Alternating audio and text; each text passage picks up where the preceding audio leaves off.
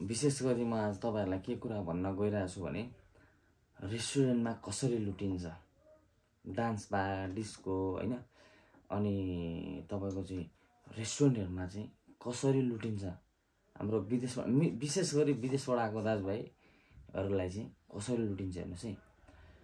म आज वास्तविक कुरा गर्दैछु। मेरो युट्युब च्यानलमा सबै वास्तविक कुराहरु मात्रै हुन्छ, कुनै बनावटी हैन कुनै कसैसँग व्यक्तिगत हिसाबमा हुँदैन है। पहिलो कुरा यो तपाईहरुलाई भन्न चाहन्छु। अर्को कुरा म तपाईलाई के भन्न चाहन्छु भने म रेस्टुरेन्टको कुरा गर्दैछु आज हैन। रेस्टुरेन्ट डिस्को डान्स बार मा चाहिँ विशेष गरी अत्याधिक मात्रामा चाहिँ हाम्रो विदेशबाट आएको नेपाली दाजुभाइ अनि गाउँबाट आएको नेपाली दाजुभाइलाई चाहिँ लास्टै ठगिरहेछ है। म अरू ठाउँको कुरा गर्दिन, काठमाडौँको कुरा गर्दा चाहिँ के हुन्छ त यहाँ भन्दाखेरि तपाई जानुहुन्छ हो डिस्कोमा जानुहुन्छ, हल्का ड्रिंक्सहरु पनि गर्नुहुन्छ हैन। ड्रिंक्सहरु गरिसकेपछि तपाईले त्यहाँनेर चाहिँ अब फलानो तलानो हैन केटीहरु हुन्छ, राम्रो केटीहरु हुन्छ, तपाईलाई मन पर्छ, तपाईको कुर्सीमा आएर बस्छन् हैन। अनि उनीहरुले खान्छन् हो, उनीहरुले वाइन खान्छन्, बियर खान्छन्, के खान्छन् उनीहरु खान्छन् क्या। अनि तपाईले मगाइदिनु पनि हुन्छ। अनि तपाईले चाहिँ के सोच्नुहुन्छ भने उनीहरु तपाईसँगै जान्छन् हैन, तपाईसँग इन्जोय गर्न चाहन्छन् भनेर चाहिँ तपाईले चाहिँ त्यो सोचेर चाहिँ तपाईले खुवाउनुहुन्छ। बुझ्नुभयो नि कुरा, बुझ्नु भएन?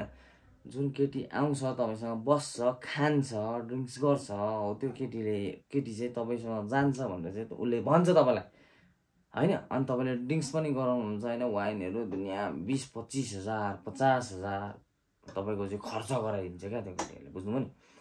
तर वास्तवमा त्यो केटीहरु चाहिँ तपाईहरुसँग जाँदैन। बुझ्नु? त्यही भएर फाल्टु खर्च गर्ने काम, बेकार खर्च गर्ने काम नगर्नुस्। तपाईलाई लुट्दिन्छ। तपाईले त्यहाँ एकछिन रमाइलो मनोरञ्जनको लागि तपाईले त्यो सोचेर जानु भएको छ, ठीक छ, मनोरञ्जन गर्नुस् हैन, आफ्नो व्यक्तिगत हिसाबमा मनोरञ्जन गर्नुस्। तर दुनिया केटीहरुलाई तपाईले जब एकचोटी खुवाउनुहुन्छ नि, सोच्नुस् तपाईले 100 को खानु भयो भने तिनीहरुले 1000 को खाइदिन्छ क्या। बुझ्नु?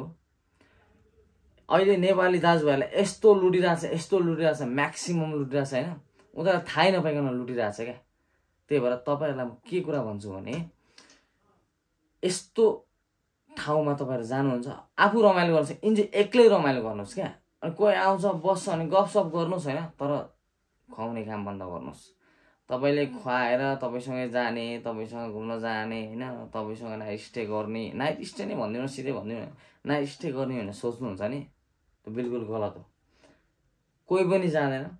अन्तिममा तपाईलाई छोडेर उनीहरु निस्किदिन्छन् हैन। तपाई एक्लै हुनुहुन्छ, तपाईको पैसा पनि सबै खर्च भइसकेको हुन्छ हैन, सबै उनीहरुले खाइसकेको हुन्छ, तपाई एक्लै हुनुहुन्छ लास्टमा है। मैले भनेको कुरा बुझ्नुस्। यदि तपाईलाई मनोरञ्जन गर्नु छ भने बरु साथी लिएर जानुस् हैन। साथी र तपाई जति खानुहुन्छ खानुस्, मनोरञ्जन गर्नुस्। म मनोरञ्जन नगर्नु भन्दिन, मनोरञ्जन गर्नुस्, म पनि गर्छु हैन, मनोरञ्जन गर्नुस्। तर कुरा के हो त भन्दाखेरि तपाईले के सोच्नुहुन्छ भने जुन केटीलाई लिएर आएर तपाईले कुर्सीमा राख्नुहुन्छ नि, त्यही केटी चाहिँ तपाईसँग जान्छ अथवा तपाईसँग नाइट स्ट्यान्ड गर्न चाहन्छ भन्ने तपाईले सोच्नुहुन्छ। उले हो भन्छ, म जान्छु भन्छ, तर वास्तवमा त्यो हुँदैन म्याक्सिमम ठाउँमा है। अब तपाईसँग धेरै ठुलो क्षमता छ, जादु गरे तपाई हो भने त म भगवान जानु न हैन। तर म्याक्सिमम ठाउँमा चाहिँ के हुन्छ भने उनीहरुले खान्छन्, आफूले खान नसकेको कुरा अरूलाई पनि उनीहरुको साथीहरुलाई पनि खुवाउँछन् हैन। अनि तपाई हामी चाहिँ रीतिनी हो। त्यही भएर यो कुरा म जनचेतनामूलक मेरो धेरैजना दाजुभाइहरु चाहिँ बिजोग भएको अवस्थाहरु मैले देखेर चाहिँ यो भिडियो बनाएको, सबलाई सेयर गर्नुस् हैन। सबलाई जनचेतनामूलक यो भिडियो चाहिँ सेयर गर्नुस्। लोभ लालचमा नपर्नुस्। तपाई रमाइलो गर्नुस् हैन। म रमाइलो नगर्नु भन्दिन, रमाइलो गर्नुस्, तर विचार गरेर रमाइलो गर्नुस् है भन्दै मेरो यो 2 शब्द यही टुङ्गाउन चाहन्छु। धन्यवाद।